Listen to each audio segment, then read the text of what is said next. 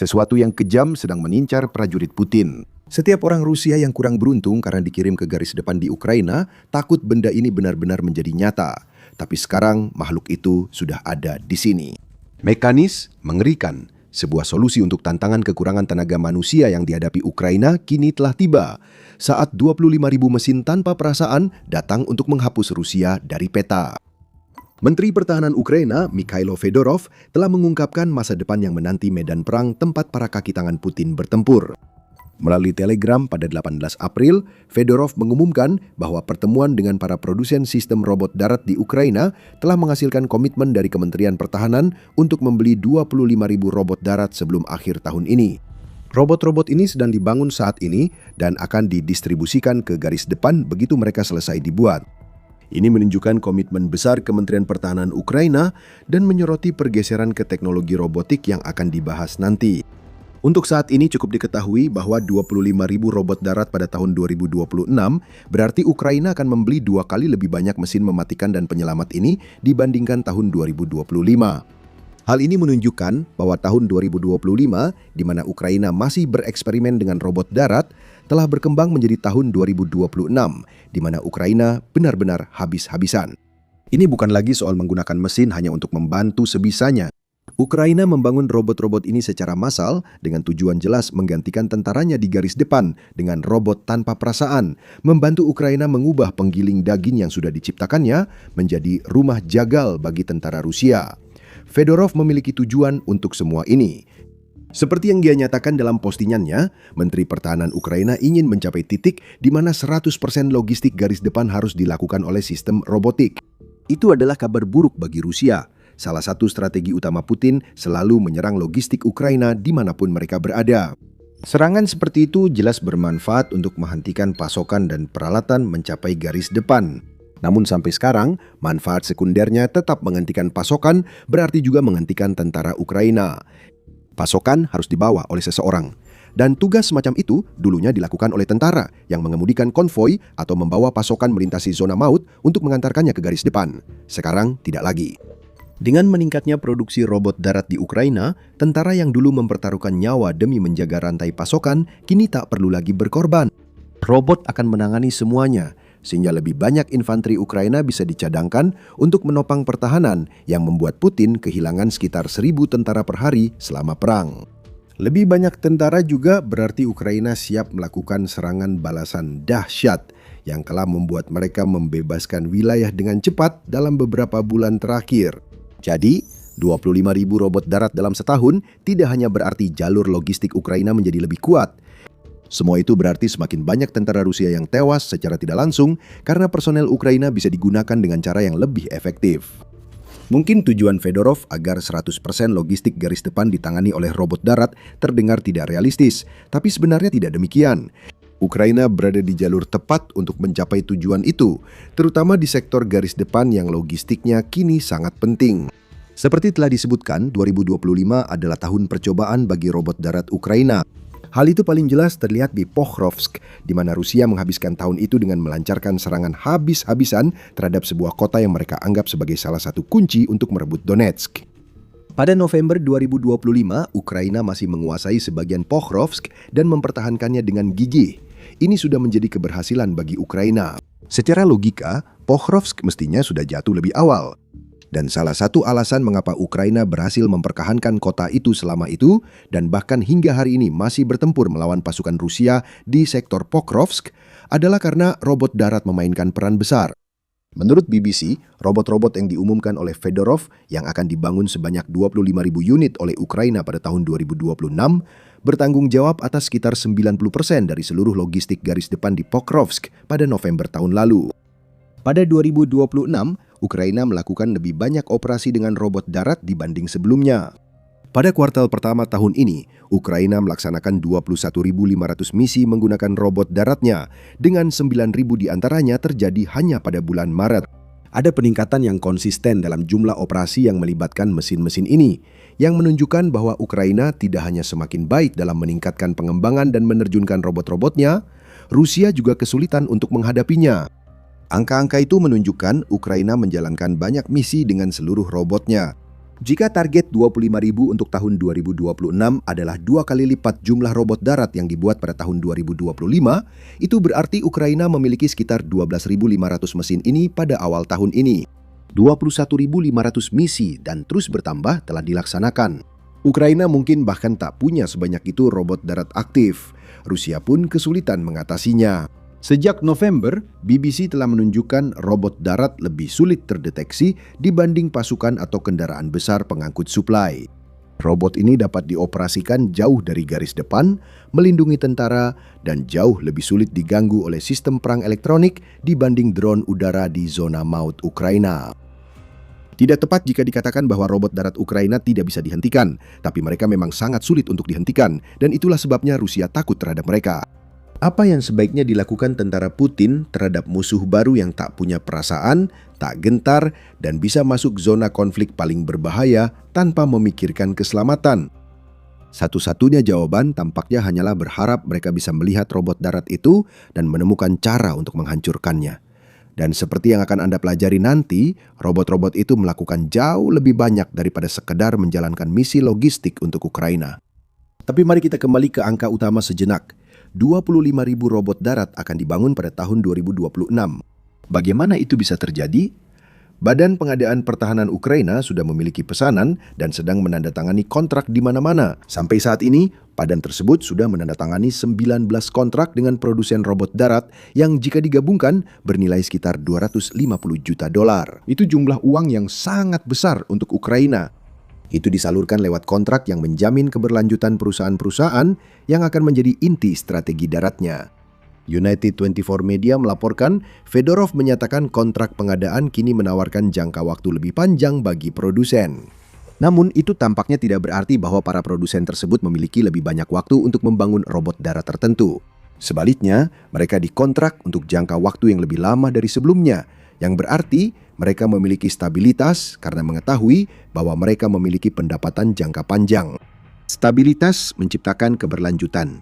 Perusahaan yang tahu dari mana arus kasnya berasal dapat membangun rantai pasokan yang stabil dan merencanakan apa yang dibutuhkannya untuk memenuhi ketentuan kontraknya. Ada revolusi di balik layar dalam industri robot darat Ukraina yang sama besarnya dengan revolusi di medan perang. Perlu juga dicatat bahwa perubahan dalam pengadaan dan produksi ini tidak terbatas pada aspek berbasis darat dari industri robotika Ukraina. Fedorov dan Kementerian Pertahanan berinvestasi di semua bidang. Menurut Kiev Independent, Ukraina sedang membangun ekosistem pertahanan berbasis AI yang saat ini terdiri dari 200 perusahaan yang mengembangkan teknologi drone. Sebanyak 19 perusahaan yang mengembangkan robot darat didampingi oleh puluhan perusahaan lain yang membuat drone FPV, hibrida drone misil jarak jauh, dan drone laut yang mengisi kekosongan akibat Ukraina tidak memiliki angkatan laut yang besar. Di bidang AI, perusahaan-perusahaan ini telah mendaftarkan lebih dari 300 pengembangan terkait AI di platform Brave One milik Ukraina yang berfungsi sebagai pusat bagi Ukraina untuk mendistribusikan pendanaan kepada para pengembang drone dan robotnya. Saat ini AI sedang digunakan di lebih dari 70 sistem yang sudah berada di medan perang. Ini penting karena menunjukkan Ukraina tak hanya fokus pada kuantitas. 25.000 robot darat pada akhir 2026 adalah angka mengesankan. Namun Ukraina juga bekerja sama dengan produsen untuk membuat robot ini lebih baik, kuat, dan pintar. Kita harus lebih cepat dari musuh di setiap tahap, kata Fedorov. Salah satu cara untuk melakukan itu adalah dengan memberdayakan orang-orang terbaik dan tercerdas di antara kita dengan memberikan mereka semua yang mereka butuhkan untuk berhasil. Ini aspek lain revolusi robot darat Ukraina yang ingin ditingkatkan Fedorov dan akan kita bahas caranya. Sebelum lanjut, ini pengingat bahwa Anda menonton The Military Show.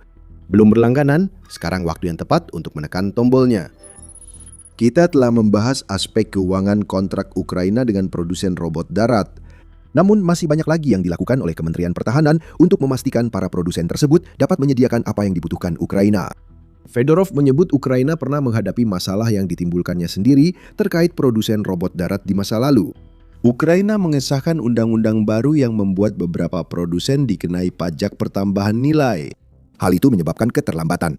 Fedorov mengatakan bahwa Ukraina sedang aktif bekerja untuk mengatasi hambatan kontrak yang disebabkan oleh perubahan sistem pajak ini, yang seharusnya memungkinkan para produsen Ukraina yang sudah memiliki kontrak untuk terus melanjutkan pekerjaan mereka tanpa harus terlalu khawatir tentang biaya tambahan di kemudian hari. Fedorov juga menyoroti percepatan dan langkah-langkah telah diambil agar proses dari ide hingga penempatan di medan perang berlangsung secepat mungkin. Pendanaan untuk robot darat telah disinkronkan, kata Menteri Pertahanan Ukraina, sehingga Ukraina dapat meningkatkan pembelian lebih cepat dari sebelumnya. Selain itu, Kementerian Pertahanan secara aktif mempercepat penyelesaian kontrak agar para produsen bisa mulai bekerja lebih cepat dan tanpa harus berurusan dengan banyak birokrasi. Seperti yang dikatakan Fedorov, negara yang bergerak lebih cepat adalah negara yang akan keluar sebagai pemenang dalam perang Ukraina. Tentu saja, semua ini tidak berarti apa-apa jika para tentara yang akan ditugaskan menggunakan robot darat baru yang sedang dikembangkan Ukraina tidak bisa mengoperasikannya. Fedorov juga sudah mengantisipasi hal itu. Dia mengumumkan peluncuran pusat kompetensi UGV di Kementerian Pertahanan melalui Telegram. Pusat itu akan bekerja sama dengan staf umum Ukraina dan militer untuk mempercepat penerapan NRC yang merupakan istilah Ukraina untuk robot darat ke garis depan dan akan menjadi pusat tunggal bagi para produsen, klaim Fedorov. Ukraina memusatkan pelatihan dan pengujian robot darat agar semuanya berjalan sistematis dan cepat. Ini soal kecepatan terkontrol dalam penerapan dan pengembangan. Ukraina ahli dalam keduanya. Artinya, Ukraina sedang melakukan hal yang paling tidak diinginkan Rusia di medan perang. Robot darat sudah hadir dan jumlahnya akan lebih banyak dari sebelumnya pada akhir tahun 2026. Sebuah pasukan lengkap yang terdiri dari 25.000 robot ini sedang dikumpulkan sebagai kekuatan tak manusiawi yang dirancang untuk memusnahkan Rusia. Namun caranya mungkin tidak seperti yang Anda kira. Robot darat dapat bertarung dan akan segera kami demonstrasikan. Namun tujuan utamanya di medan perang adalah memberi Ukraina solusi yang sangat dibutuhkan atas kekurangan personel sejak Putin melancarkan invasinya. Mari kita kembali ke Pokrovsk. Sebelumnya kami sampaikan bahwa robot darat Ukraina telah menangani 90% logistik di pusat itu, sehingga risiko bagi infanteri Ukraina berkurang. Itu benar. Namun, salah satu hal yang kurang dihargai dari penggunaan robot darat di Pokrovsk dan zona panas lainnya adalah mereka memberi Ukraina pilihan yang sebelumnya tak ada. Banyak yang telah dibicarakan tentang zona maut Ukraina yang luas, yang sekarang membentang sekitar 90 mil di luar garis depan di beberapa sektor. Rusia juga punya zona maut dan sering memakainya untuk memutus dukungan belakang tentara Ukraina.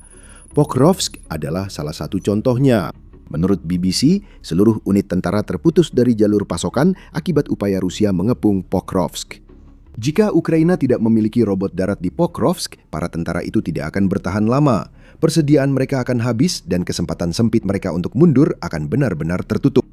Robot darat mampu menavigasi zona maut buatan Rusia dengan cara yang tak bisa dilakukan tentara atau kendaraan tradisional. Robot-robot ini cukup kecil untuk masuk jalur sepeda. Bahkan saat membawa perbekalan, memungkinkan mereka mengambil rute yang tak bisa dilalui kendaraan besar. Dengan warna yang menyatu dengan lingkungan dan kemampuan bersembunyi serta diam saat ada ancaman, robot darat lebih andal mengirimkan perbekalan ke garis depan secara konsisten. Ini adalah robotisasi infanteri Ukraina memang. Namun robotisasi ini juga membuka peluang baru yang sebelumnya tidak pernah ada sebelum robot darat menjadi umum di medan perang. Meski begitu, kita tidak bisa mengabaikan dampak besar dari pembangunan lebih banyak robot darat terhadap infanteri Ukraina. Sudah menjadi rahasia umum bahwa Ukraina mengalami kekurangan tenaga manusia yang serius dibandingkan Rusia. Meski tanpa tantangan dalam merekrut dan memobilisasi tentara untuk pertahanannya, Ukraina tetap berhadapan dengan negara yang populasinya sekitar 4 kali lipat populasi Ukraina. Robot darat Ukraina membantu mengatasi ketimpangan tenaga manusia dengan berbagai cara. Menurut El Pais, robot darat tak hanya menangani logistik, tapi juga mengirim obat ke garis depan dan mengevakuasi tentara ke belakang. Nyawa benar-benar diselamatkan oleh robot-robot ini yang kalau tidak, mungkin akan hilang. Seorang tentara yang diselamatkan seringkali adalah seseorang yang bisa kembali bertempur, dan bahkan jika mereka tidak kembali, Ukraina tetap menjaga tingkat korban tetap rendah dan menunjukkan bahwa mereka tidak memperlakukan tentaranya seperti Putin memperlakukan tentaranya. Ada cerita tentang Rusia yang menolak mengambil risiko kehilangan peralatan untuk mengevakuasi tentaranya sejak Mei 2022, seperti yang dilaporkan Newsweek tentang fenomena tersebut. Melihat Ukraina memakai robot darat untuk evakuasi, pasti benar-benar menghantam moral kaki tangan Putin di garis depan. Putin tak mengizinkan evakuasi tentara Rusia yang terluka, sedangkan Ukraina mengembangkan teknologi baru untuk menyelamatkan prajuritnya. Kekurangan personel tetap jadi masalah Ukraina. Menurut sebuah artikel yang diterbitkan oleh Carnegie Endowment pada 17 Maret, Ukraina mengalami kekurangan personel yang parah di seluruh garis depan. Masalah-masalah tersebut diperparah oleh berkurangnya perekrutan sukarelawan dan kelelahan perang yang dapat dimengerti di antara para tentara garis depan yang telah bertugas selama berbulan-bulan atau bahkan bertahun-tahun. The Independent mencatat Ukraina menghadapi masalah wajib militer karena 2 juta warga aktif menghindarinya demi tak mempertaruhkan nyawa melawan Rusia. Ukraina juga menghadapi tantangan prajurit yang mangkir tanpa izin. Sekitar 290.000 kasus telah dibuka di pengadilan Ukraina terhadap tentara yang absen sejak tahun 2022, menurut laporan The Independent. Dalam artikelnya, Carnegie Endowment mengatakan bahwa salah satu cara yang bisa diambil Ukraina untuk mengatasi masalah kekurangan personel adalah dengan memperlakukan personel sebagai salah satu elemen di dalam militer yang jauh lebih luas, bukan sebagai sumber daya yang berdiri sendiri. Kunci utamanya adalah mengubah orang menjadi kekuatan tempur. Disinilah peran robot darat Ukraina. Robot-robot itu dapat membawa lebih banyak daripada yang bisa dibawa oleh satu prajurit. Mereka menimbulkan ketakutan pada musuh dan mereka dikendalikan oleh prajurit yang berada jauh dari garis depan. Kepemimpinan, pelatihan, organisasi, dan doktrin perlu digabungkan agar satuan efektif, serta didukung perlengkapan yang sesuai agar Ukraina dapat memaksimalkan sumber daya terbatas. Satu unit berisi 10 prajurit rentan terhadap Rusia, namun dengan robot darat dan drone udara, unit ini jadi berbahaya. Ukraina sudah memahami fakta ini dan sekarang mereka memiliki teknologi untuk membangun robot darat yang secara aktif menggantikan posisi prajurit yang seharusnya ditempatkan di garis depan. Hasilnya jumlah korban sudah berkurang hingga 30% dan persentase itu akan terus meningkat karena Ukraina akan membangun 2 kali lipat jumlah robot darat pada tahun 2026 dibandingkan tahun sebelumnya. Masalah tenaga kerja di Ukraina sedang diatasi, sedangkan Rusia mengalami pengurasan personel yang bahkan lebih parah daripada sebelumnya. Putin memperlakukan tentaranya seperti sumber daya. Tidak ada upaya dari pemimpin Rusia atau militernya untuk menciptakan pendekatan menyeluruh terhadap pertempuran seperti yang dilakukan Ukraina dengan kontribusi robot darat mereka. Itulah sebabnya tingkat korban Rusia meningkat, sementara tingkat korban Ukraina menurun.